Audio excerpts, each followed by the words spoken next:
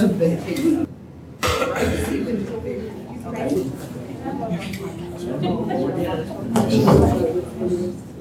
Good morning. How's everybody doing? Good, good. We may have some additional people joining us, so I'm going to leave the door open. But I just want to thank you all for coming to this Camtasia session. Please turn your phones on vibrate. Thank you. During the session so we don't interfere with the learning. Want to give you a heads up, we record all of these sessions. So please keep your voices down to a minimum until questions are asked. Because we are recording, a lot of times these microphones pick up those conversations that we don't want to be included in the videos.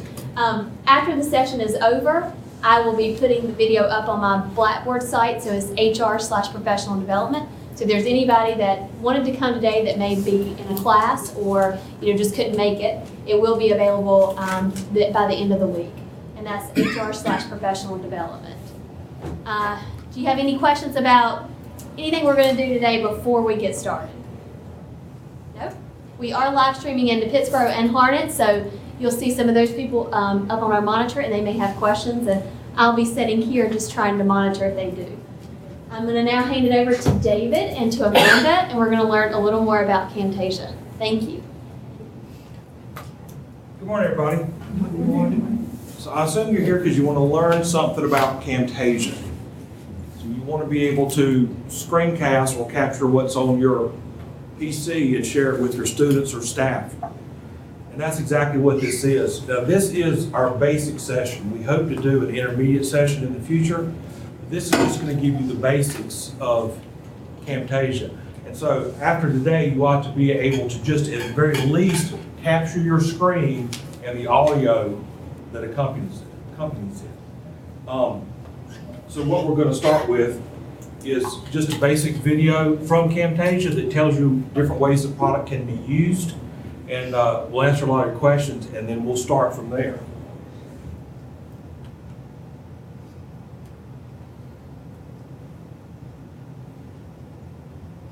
I promise we'll start from there.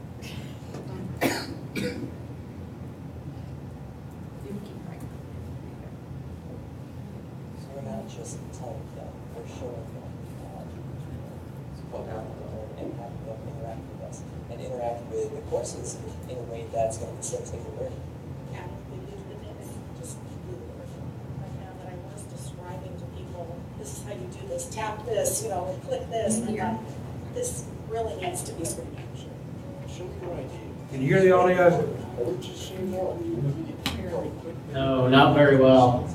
Projects. Camtasia has all the editing tools to make the exact videos you need to get the job done. Hello, first graders. For our first unit of math, A student is able to digest that information and replay it however many times they need to. I want to show them how to do it versus talk about it or write it out.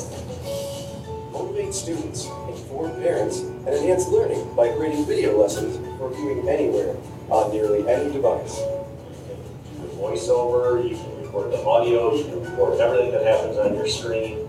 because the car ends up in the same place either way, the work done on the car is the same. The types of content that we're creating using Camtasia at this point Hi. are being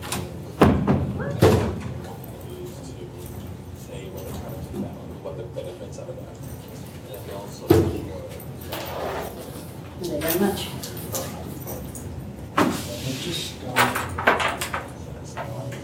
Create customized video reports for your clients, internal training videos to get new employees up to speed, or record sales presentations to share across your company. department, this isn't in the future, will be on video because it just allows us to communicate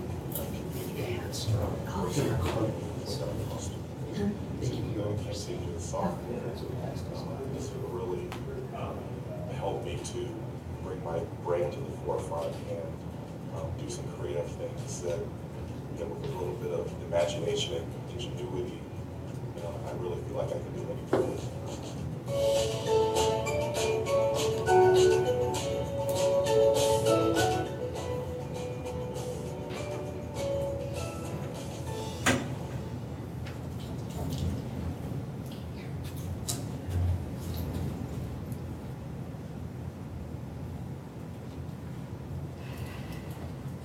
That's just some of the basic things you can do with Camtasia. One thing good about Camtasia is it's going to allow you to do something real simple as a screen capture. So you're looking at your Blackboard site or a video or a lecture or a picture for art class, and you want to explain to your audience what it is. You can do something as simple as that, or you can do something as complex as tons of editing. You can take out different pieces of audio, different pieces of video, you can move them around, you can insert things, you can insert call outs, page transitions. So it's really good for the beginners, really simple stuff, and but you're not going to hit a ceiling. You'll be able to do as complex video and audio editing as you would in the project. So there's a little bit for everybody. You can dive in and do all the fancy stuff, or you can simply do the simple stuff and still make your point. And we're going to show you how to do the basic screen capture, and then Amanda's going to touch on all the other features that you can use as well. I'm going to start with the actual Camtasia software when you're in there, the different pieces of it. So the first one I'm going to show you is, I'm going to stop, rewind for a second. I wasn't planning on mentioning this until later, but I think this is a perfect opportunity. How many of you had difficulties hearing that video? Wouldn't it have been nice if there was closed captions? It would have been. Keep that in mind when you create your videos. It's actually, closed captions are a requirement for accessibility. We need to make sure that all of the people that could be potentially watching the videos, if they cannot hear it, they can at least read what's being said. I will touch on that briefly in a little bit. So the user interface. The first thing I want to show you is the timeline, and that is this area down here. You can have multiple tracks when you create your videos. So if you capture your screen and then you want to put a call out or something, you can actually put those on the same track on top of each other. So if you want to put a call out, you would actually put it on a separate track. No two things can be in the exact same place on the timeline on one track. I'll show you that again. And then we also have the media bin. That's over here. This has your call outs, your capabilities to zoom, to adjust your audio. All of that, any kind of things that you want to actually do to edit is found in this area. And then here is, Excuse me, yes? our mouse isn't moving at all, so we don't see you pointing at anything. Can you move the mouse on Mouse your on our right? screens Yes. is staying. Okay. Sorry, I was pointing. Okay, well, I was going to say, it sounded like you were pointing at things and we couldn't see you pointing at anything. Gotcha. Can they see me? Yeah, they're seeing the, they're looking at it from Bridget, so they're seeing what you see on your smartphone. Gotcha. Okay. David will point for us with the mouse. So the timeline, if you'll point to the timeline, down there is the timeline area, and then the media bin. This is the media bin. And then over here is the canvas. This is actually going to show you what you're doing. So what your multiple tracks look like on top of each other. This is kind of the preview of your video. Go for it. So what we're going to do now is just record a simple screencast like you may do for your class or staff, whatever the case may be, and show you how simple that can be. And so what we'll do is we're just going to look at a PowerPoint that we just threw together.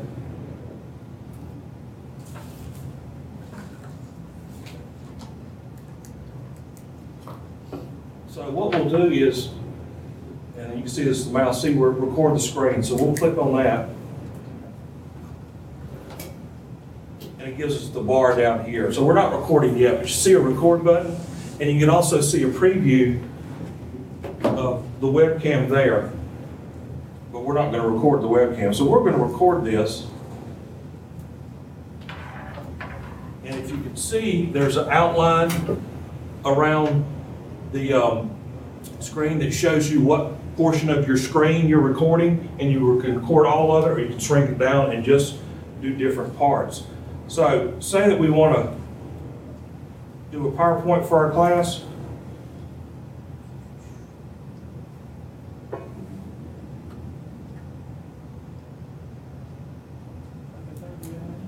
PowerPoint?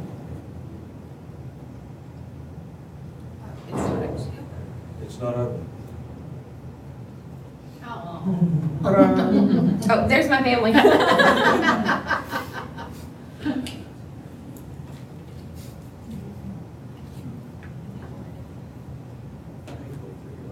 I'm sorry. Make it start, make it start.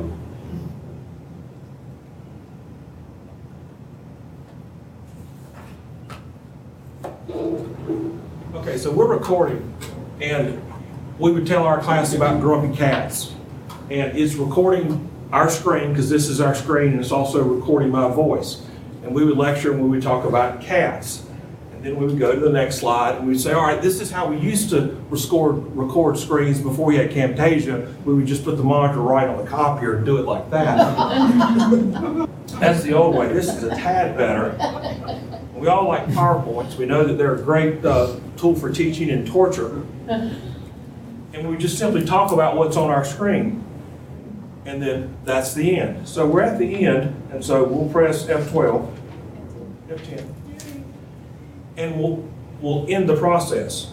So there's a lot of stuff on that we don't want. My talking at the beginning, maybe talking at the end, that we want to cut off. And so we can do that, as well as what we can do as far as fixing problems in the middle. So that's just a basic screencast, and Amanda's going to show you what that looks like inside the Camtasia itself. Okay, so once we've stopped recording, what we're going to want to do is actually select Save and Edit. We don't want to go straight to Produce, because then we don't get to edit it. We don't get to add any callouts. We don't get to crop. We don't get to do anything. It's just producing it as is. That's not what we want. So we'll do Save and Edit, and it is going to make you... No, it's not up. Oh, I don't know how to change that. I don't know how to do that. Hit escape. Is it going to escape me out of Camtasia? No, it should just escape you out of the middle.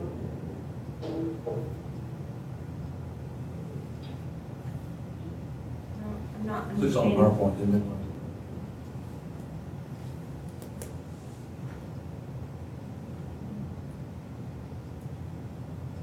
No.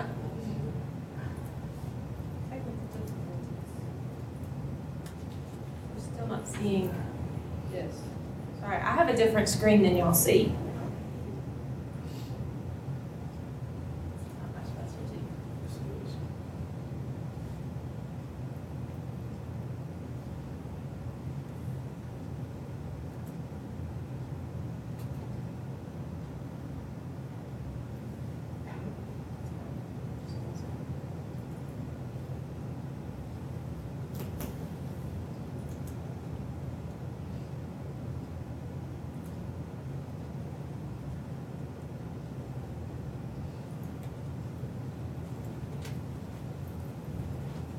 Anybody know? Because I really have a completely different screen.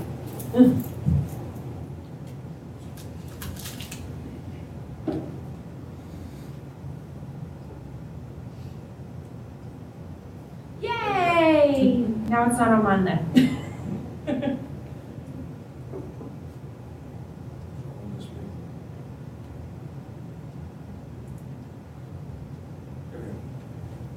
Yay, Jonathan.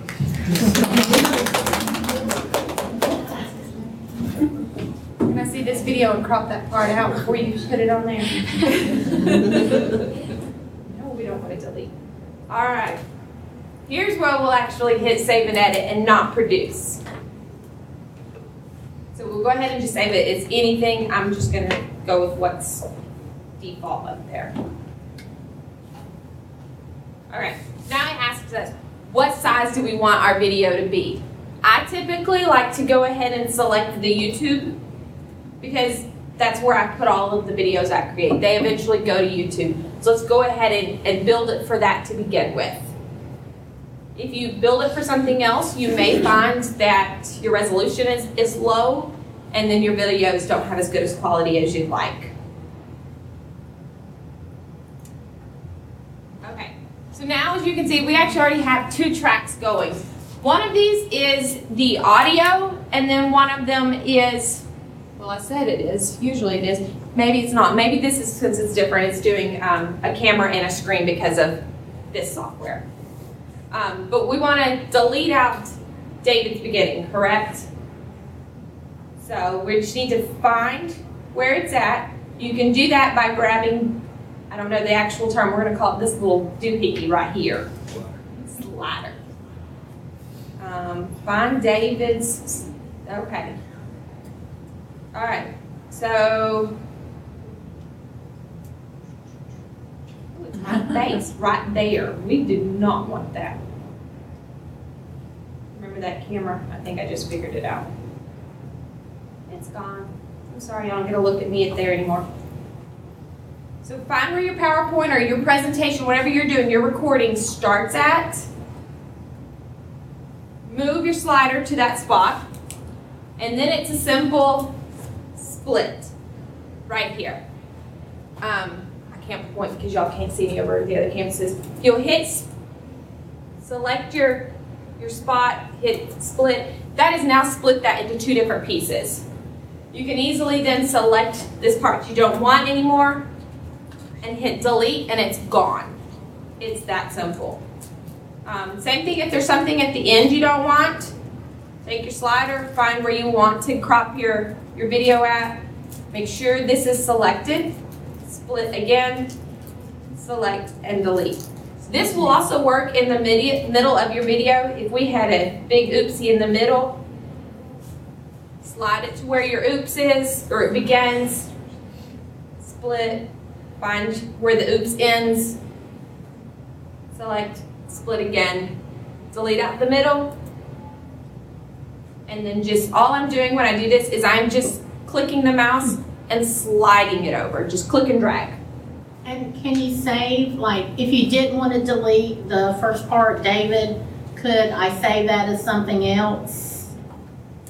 If I wanted to embarrass him, you know, Yeah, down the road. Blackmail later. Yeah. You can use it almost like a desktop in that. Okay. If you didn't want to use that front part, you could cut it and then just move it up on a separate track out of your way Okay. while you work on everything else and say, hey, you want to tag it at the end as something funny and then put it there. Okay. You can do Blooper reel at the end. Yeah. Okay, good. And this is where Camtasia is really better than most things, the editing here, because and Rodney's a good example. Rodney has recorded hours and hours of his lectures from fall on this software here. We can download those files and put it on Camtasia. And Rodney's got 60, 70, 80 minutes of lecture. He can't post that on Blackboard and get students to sit there and watch that. So Rodney's going to eventually bring it down into smaller bits. And so that way Rodney can listen to his lecture and say, all right, I need these 3 minutes. Let's cut out this 25-minute section. Let's cut out this Q&A and then put 60 minutes condensed down into 7, 8, or 9 minutes that's usable. And so that's where Camtasia is really helpful with things like that, because even in this lecture here, you could cut out tons of things that just aren't needed. And so what your final product is something really small and compact that's got exactly what you need. Because as you know, most the videos are most effective when they're less than 10 minutes long. Right.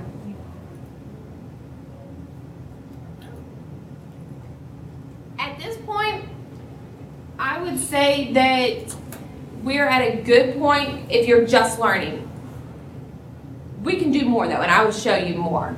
But this is truly a good spot for a beginner, just to create just the bare minimum. Let's not add anything. I hope that if you leave here and you have access to the software that you can at least do this portion. But now let's go one step further. I want to show you a little bit more. So what I'm going to show you is maybe some call outs. So if I really liked a particular point on the screen and I want to draw attention to that, if we'll go up here to our media bin and select call outs, we only see the 5 options, but there are plenty of other options that are available. Now what you need to know is if you select one of these, it's going to go exactly where your slider is. So don't think because you are looking at one point that that's where it's going to necessarily go, if that makes sense. Because we could be viewing the video and be way further ahead than where our actual slider is located. Your call out's going to go where your slider is. So if I'm drawing attention to something, I'm going to use, I like the sketch ones. So this is where my slider is, so this is where this call out started. And remember what I said earlier, that you can't have two things on one track on top of each other. This is a multiple track. It puts that call out in track 2, and where my capture is on track 1. So now if we want to hit, kind of preview, hit the play button, we'll see. Apparently I wanted to draw attention to that, but not really. I really want to draw attention to maybe this chord up here. You can manipulate this area too, the canvas. So just drag it around just like you would in any other kind of program, Word, PowerPoint, Publisher. You have the same capabilities to adjust. So now I'm drawing attention to this plug right here because it's important. But you know what I've realized? That may not be enough to get your attention to that plug. I actually want to zoom in on that too. You have those capabilities. You can go to zoom and pan, and then you'll actually adjust your screen here. So I'm going to just zoom in a little bit. So now as you can see in my canvas, you no longer see the full screen. You see the zoomed in portion. Does it make sense? All right. We can play and see where this goes. Oh, we're still zoomed in. We don't want to be zoomed in anymore, do we? Again, move your slider to wherever you don't want it to be at anymore. This is where it actually, and then right back here, I think there actually may be a button to click that will just automatically go to the whole thing. So we just, once again, where we want it to stop, we come back over to the clip bin area and make our screen back to bigger. I hope that makes sense. You'll understand this more when you actually get to get hands-on and play around with it. Another really neat feature that I like with Camtasia, and I think it makes your videos look a little bit more professional, is the ability to add an intro. And Camtasia actually has those pre-built in here. So if we want to add an intro, we need to make space for it first. So I've selected everything and I'm just going to drag it over in my timeline. I don't know how far to drag, so I'm just going to guess.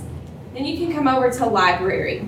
And here's where it has all of these built-in themes with intros and what I have named extros. That's an official term. You can wiki that. No, you can't. Okay, so we're going to go try maybe calling lights. I maybe like that one. So I'm going to do an animated title. All I've done is I have selected and I've clicked and I'm dragging. Drag it down to where you want your timeline, let go, and there it is. So I'm going to start this at the beginning. I'm just sliding it all the way over. I'm going to select all of this again and then bump it up next to it. Because you can't put two things on one timeline on top of each other, if you just click and drag as far over, it'll automatically bump them directly beside each other, no pausing in between. So now I have, I'm not going to make you watch the whole thing, this nice little animated intro, and it's going to go straight into my capture. But I don't like that abrupt change. Do you like abrupt changes, or would you think it'd look better to kind of fade into it? I like the transition too. We have those options. This is where Camtasia is really neat in it, making it look more professional. So I personally like the fade transition. So I've gone over to my transitions area and I've found fade. I'm going to once again select it, click, and drag it to where I want it to go. Oh. Our screen went blank. Uh-oh. Do you mind getting up and just moving the mouse? Moving the mouse. Yeah.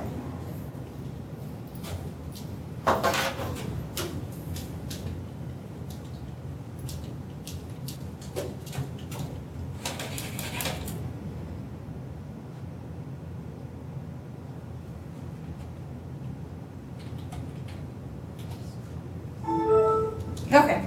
There you go. You can also look at your back screen if that happens again. All right. Do I need to show you the transitions again?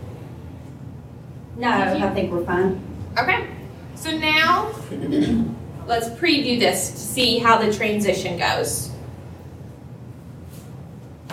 That was better. We can adjust the transitions even more to make it a longer transition. I'm not going to show you that now, but know that that is a possibility. And if you want to know a little bit more about adjusting those things and manipulating them more specifically, I'm happy to show you more one-on-one or in a smaller group. Pause that. So we discussed earlier captions. Those are very, very, very important. If you're going to have a video that you're going to show people, it has to have the captions, even if you know, so I'm going to show it in my CIS 110 class, and there's nobody in there that has a hearing impairment. You still need to go ahead and make it captioned, because if you plan on using that again, can you guarantee next semester that there's not going to be a student with a hearing impairment? No. So that is the requirement. All videos have to have captions.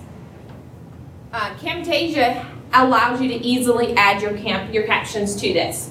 They're once again in the clip bin, the media bin, but they're under the More tab usually.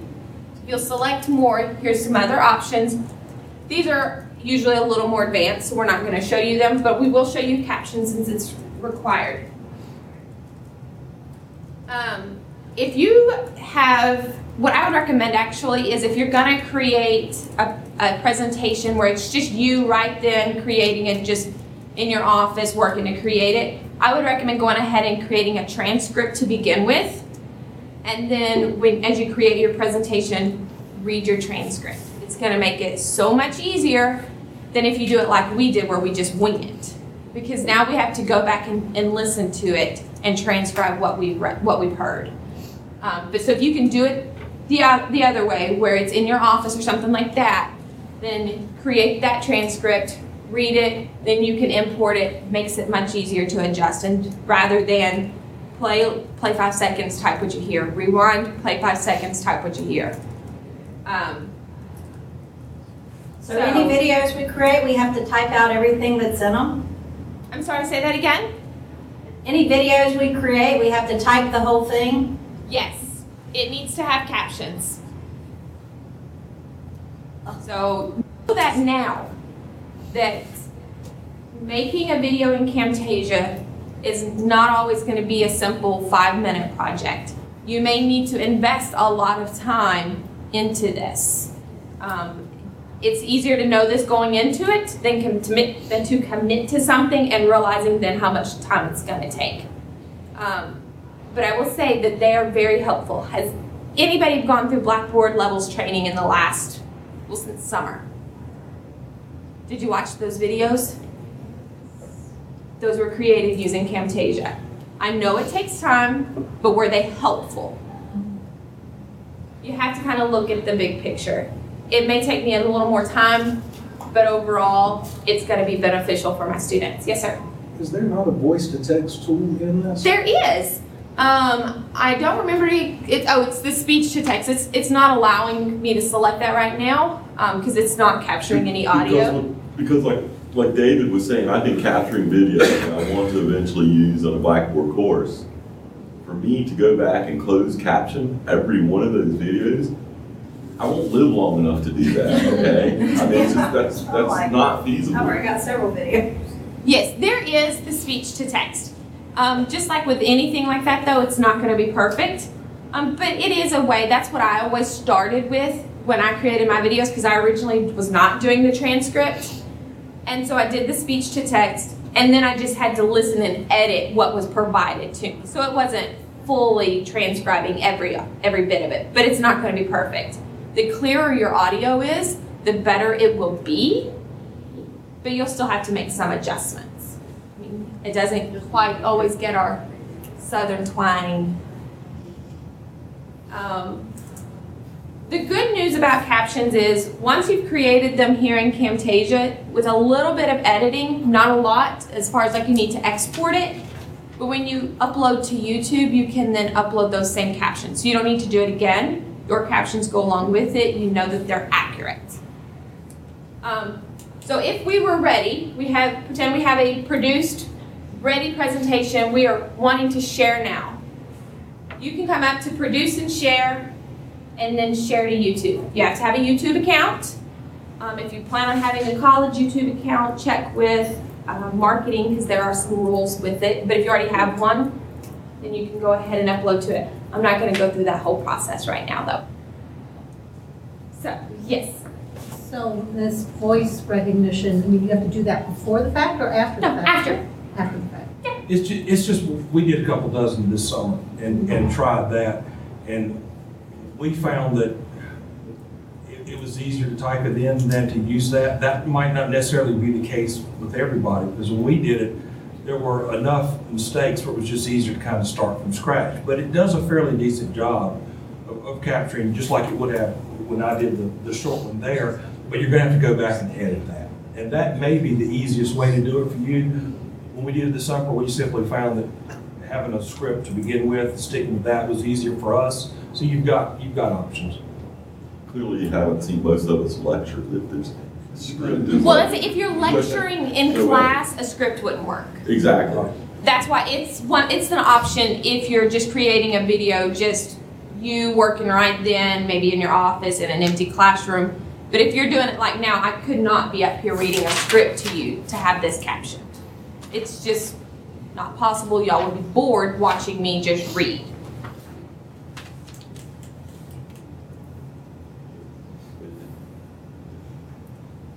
All right, so now you're probably wondering, you may be wanting to run out the door and say, forget this. But you may be wondering, okay, now you've shown me this, how can I use it, right? Like, where do I have access to it at? David's gonna tell you a little more about that, which is still a little unclear, sorry. Tell you what we've got now. We've got one laptop in DE that's got Camtasia on that you're free to borrow for short term. A lot of people do. You've also got the option of a 30-day free trial, which is a good way to get in there and learn and see if you want to use it, see if you like it. What we're doing for the future is we are buying a couple more licenses for DE to put on more laptops. But we also realize that this is best done at your desk is the best place for it. So we have, Amanda sent off an email this morning to talk about pricing on a site basis so that we can get them in departments to people that need them rather than having to borrow it. So right now, the only option is a 30-day free trial or to borrow the DE laptop, and which you're welcome to any time. And then we're looking in the future to getting more license and more a better solution as far as maybe a site license or a group of license so that they'll be fairly readily available everywhere. And there are people that do have their own licenses.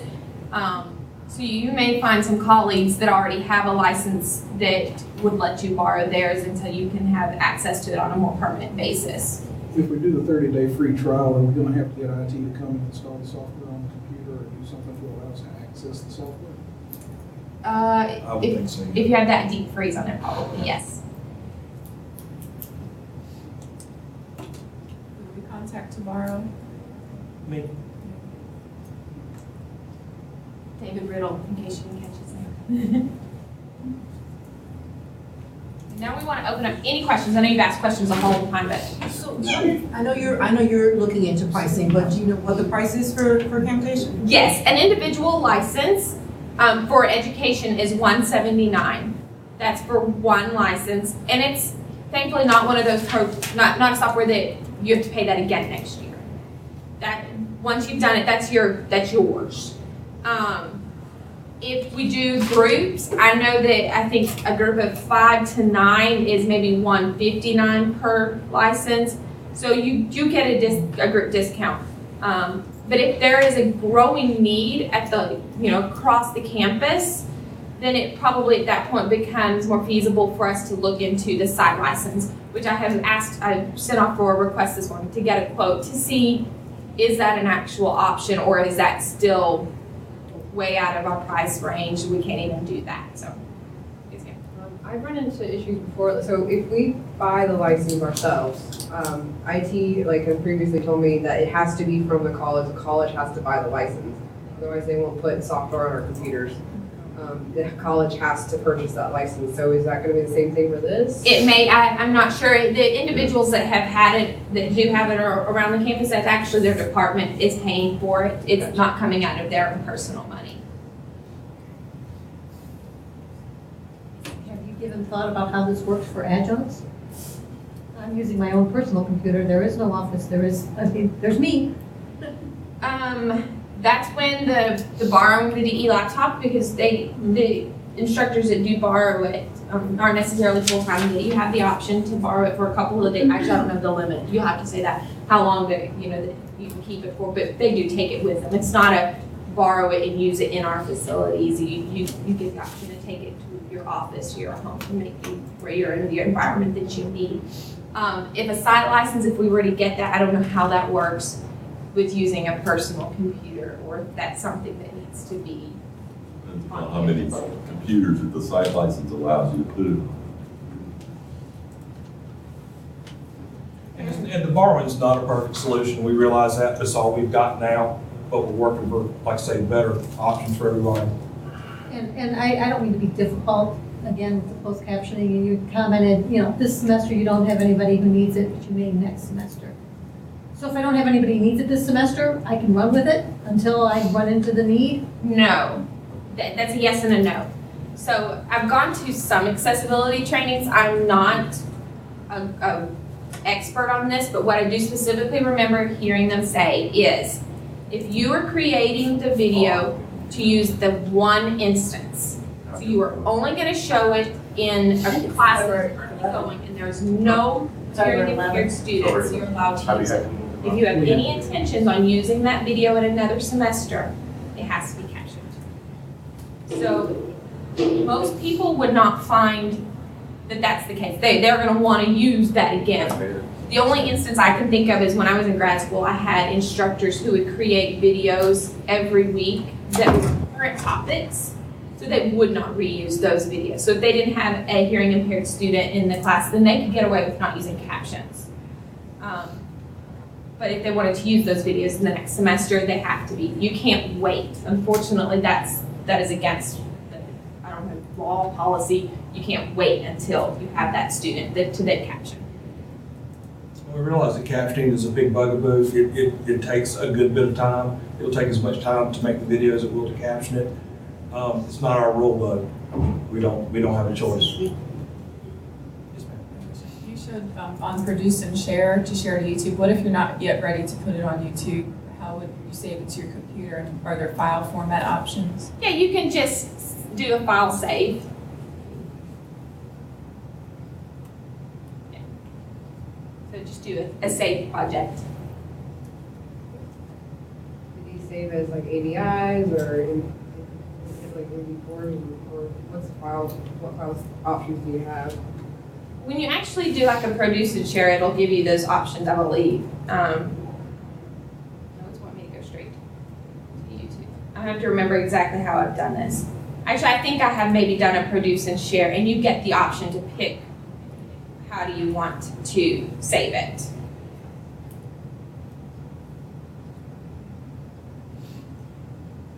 Once you've produced and saved it, can you go back and re-edit it? I think not a produced file. If you just saved this in the program, yes, you can go back and edit it. Once you've produced it, I don't believe you can go back and edit it in the same way. I mean, you could, of course, import that media into it, but then everything that you've done that was in the multiple tracks is all in one, because then it's considered one video. But you can have two copies. You can have one that's the same as the one you produced, and just keep that as unproduced. Then you can still have the full range of options, and have the one you produced that you put up on YouTube, and then later decide you want to change it or add something. So just keep that copy file in an unproduced version. Both formats. Does it have to reside in that program, or can you just save it like a Word document somewhere in here? You're able to. Okay. Not sure what it's doing now. Thank you. Are there any other questions? All right, so no pressure. from sitting in this session, who would want more advanced, hands-on training? So definitely a need. Well, know that that is something that Daisha and I have already been discussing. Do you mind sending me an email after this and just saying, I would like more hands-on training? If there's others in your department that you would like to also be included, send that to me as well. And I will just give you the heads up. If you have new faculty members, all of them are required to do our new employee orientation. All of those training modules are Camtasia. So some of your faculty are already used to seeing the videos, and there's a quiz at the end of each one. So they're getting their hands into the program. They just don't actually know that they're doing it. So, but please send me any information about who you would like to attend and some dates if you don't mind. And if you have an immediate need, like you are wanting to use this for April, you want to have a produced video ready to go, definitely let us know that too. Because then we may have to do a more one-on-one training so that we can get it into your timeline. Yes? If we have immediate need, but we are using a software program that we're wanting to screen capture, that program is only accessible on computers in our department. Like, you can bring the DE laptop over there, that's not going to touch this It's not going to program. help, right? How do I get a copy of this program to be able to do that? Your two options would be to either do the trial and ask IT to allow you to put that on there for that 30 days, or to get a departmental license. Until we can find some more information on a site license, that's not an option until we get that, and then of course through all the purchasing. No, that was going to be my follow-up question. Is do we have any idea what kind of time frame? Because I know Scott and I were talking this morning. We probably have 4 or 5 people in our department that really want to do something like this, and probably almost your whole department needs to know how to do this with your equipment that you have. So, we don't want to, as a department, go and spend $1,000 on 5 licenses when we're getting ready to order a site license. You see what I'm saying? Absolutely. Unfortunately, I don't have any kind of a timeline on that. We would have to first, I haven't even gotten the quote back yet to see how much it's going to cost. And once we've gotten that, then we can look more into, is this an actual option? Yes, it is. This is how we're going to come up with those funds, because it could be a large amount.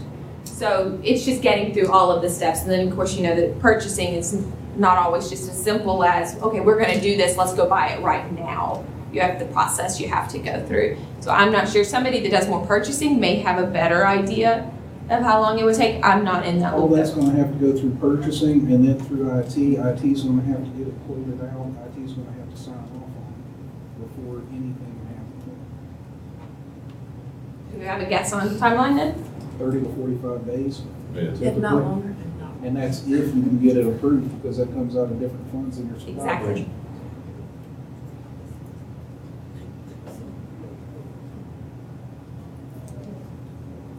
Robert, do you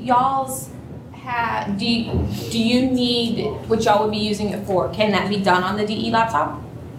Or do you have specific programs? Unless you want to give me that DE laptop for the next 4 months while I prepare a course for this summer.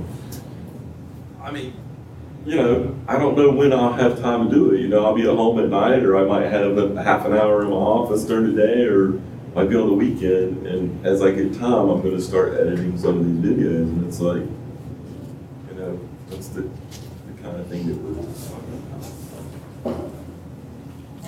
I just for the college, we haven't met in a while, but it may be something good to bring up to them to see if they can work it out. Because there's a need and a desire to use it across the campus, and we're aware of that. And the beauty of it, if we did get a site license, would be like for Office, then, I know for Office, we can install that on our own personal laptops and use it as well. And make it more portable so that when I am at home on the weekends, I can do this. If we buy individual copies, it's only for one computer. You're only supposed to do it in your office. There's only so many hours in a day. I love my office, but I'm not going to live in it. Plus, I don't have access to my building on the weekends. So. Anything else? Okay. Yeah. Thank you. Any other questions on the other campuses? I know you did before, but I haven't done it in a while though, so I got your. I think they're good. And, Ty gave response.